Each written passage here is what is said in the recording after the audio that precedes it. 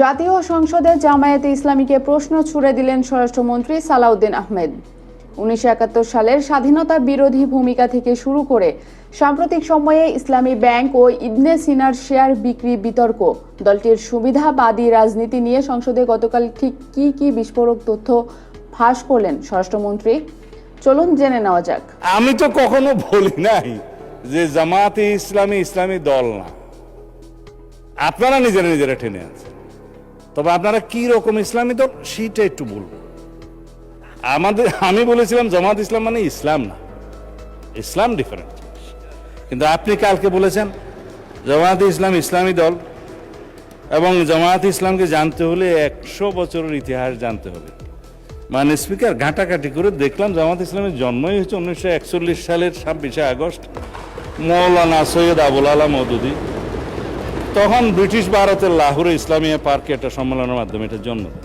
জাতীয় সংসদে 2026-27 অর্থ বছরের প্রস্তাবিত বাজেটের ওপর সাধারণ আলোচনায় অংশ নিয়ে গতকাল বাংলাদেশ জামায়াতে ইসলামীর কঠোর সমালোচনা করেছেন স্বরাষ্ট্রমন্ত্রী সালাউদ্দিন আহমেদ।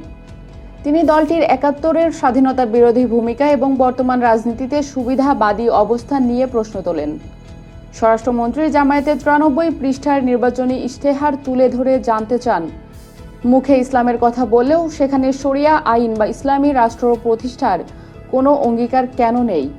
জামায়াতকে একটি আন্তর্জাতিক সংগঠনের শাখা উল্লেখ করে স্বরাষ্ট্রমন্ত্রী বলেন, দলটির নামে ইসলাম থাকলেও তাদের কর্মসূচিতে ইসলামী সমাজ ব্যবস্থা বা অর্থনীতির কোনো প্রতিশ্রুতি নেই।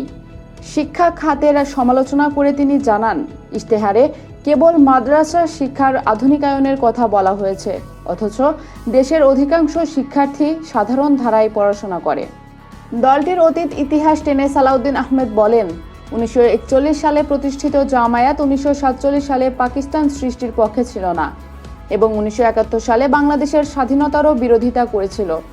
মুক্তিযুদ্ধকালে মালেক মন্ত্রিসভায় জামায়াত নেতাদের অংশগ্রহণের কথা উল্লেখ করে তিনি বলেন, 1979 সালে ধর্মভিত্তিক রাজনীতির সুযোগ নিয়ে দলটি পুনর্গঠিত হয় এবং পরবর্তীতে বিভিন্ন সুবিধাবাদী জোটে যোগ দেয়। দেশের আইন শৃঙ্খলা পরিস্থিতি প্রসঙ্গে বিরোধী দলের সমালোচনা নাকচ করে স্বরাষ্ট্রমন্ত্রী বলেন, পরিস্থিতির অবনতি হয়নি, বরং উন্নতি হয়েছে। এখন থানায় মামলা করতে কোনো রাজনৈতিক সুপারিশ লাগে না। সাম্প্রতিক বিভিন্ন হত্যাকাণ্ড ও নিখোঁজের ঘটনায় পুলিশ দ্রুত আসামিদের গ্রেফতার ও চার্জশিট দিয়েছে উল্লেখ করে তিনি বলেন, সরকার অপরাধ শূন্যের কোঠায় নামাতে কাজ করে যাচ্ছে। অর্থনীতি ও প্রস্তাবিত 9,37,000 কোটি টাকার বাজেট নিয়ে স্বরাষ্ট্রমন্ত্রী বলেন, এটি দেশকে স্বনির্ভর করার লক্ষ্যে প্রণীত হয়েছে।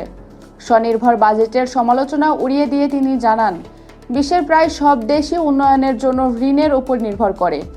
সরকার রাজস্ব ব্যয় কমিয়ে উন্নয়ন ব্যয় বাড়াতে এবং তিস্তা মহাপরিকল্পনা ও পদ্মা ব্যারেজের মতো বড় প্রকল্প বাস্তবায়নে দৃঢ় প্রতিজ্ঞ। সবশেষে ইসলামী ব্যাংক ও ইবনে সিনা ট্রাস্টের শেয়ার বিক্রি বিতর্ক নিয়ে স্বরাষ্ট্রমন্ত্রী বলেন, 2024 সালের আগস্ট থেকে 2026 সালের জানুয়ারি পর্যন্ত ইসলামী ব্যাংক থেকে রাজনৈতিক বিবেচনায় প্রায় 10,527 কোটি টাকা ঋণ ছাড়ের সত্যতা অডিট প্রতিবেদনে মিলেছে। এছাড়া ইবনে সিনা ফার্মাসিউটিক্যালসের বিপুল শেয়ার নামমাত্র মূল্যে বিক্রির দালিলিক প্রমাণও সরকারের কাছে রয়েছে বলে তিনি জানান। মিসকাতুল সৈটি, খবর সংযোগ।